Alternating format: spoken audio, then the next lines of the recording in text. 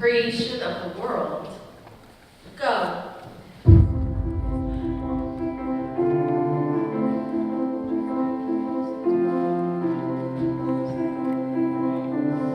It's called The Most Fabulous Story Ever Told. Monday, go. I like that they do the non-traditional. Tuesday, go. Oceans, go.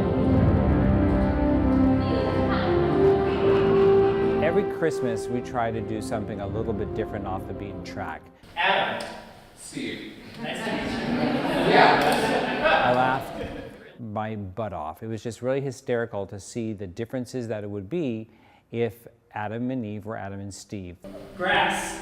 Yes, Adam and Steve take a laugh-filled journey through the Bible in this production by the ever-irreverent Stray Dog Theater. It's the most recent bit of holiday counter-programming, if you will, from this theater troupe known for doing things differently. We think there's a ton of things out there like the Nutcracker and all the Christmas stories like the Christmas Carol, and we wanted to offer something a little bit different, a little bit more bohemian.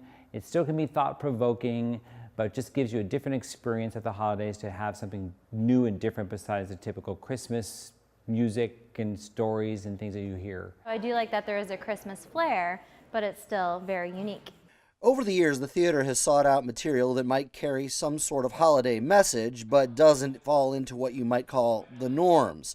There's certainly nothing normal here, as Adam and Steve meet up in the Garden of Eden, filled with the same kind of questions Adam and Eve might well have been asking. Can I ask you something? Sure.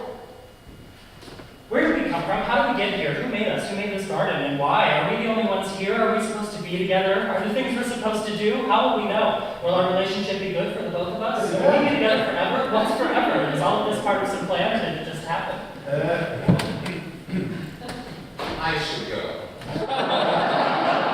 The cast infiltrates the audience, raising some expected questions as this unusual spin on the Old Testament unfolds. I'm Father Joseph Markham, and I'm sorry, but this is all wrong. It wasn't Adam and Steve. That's nonsense. This isn't the Bible. They depart Eden following the traditional biblical story to some degree, then introduce women.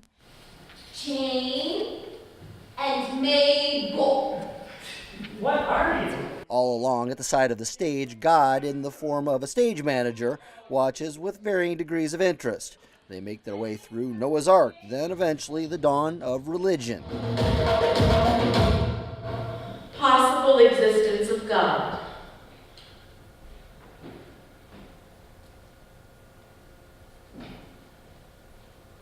Go. Oh my God. God? And that's just Act 1. This is how Stray Dog does the holidays. Stories about religion and feelings and emotions and all different ways of experiencing the feeling that we should look upon and look a little bit more inside ourselves in an introverted way about what we're experiencing. Patrons have kept coming back here since 2003, and anticipation of shows like this are part of the reason why. What are they expecting walking in? Crazy ridiculousness. I don't know. I mean, that's pretty much all I know going into it. It is extremely funny. It has a lot of humor in there.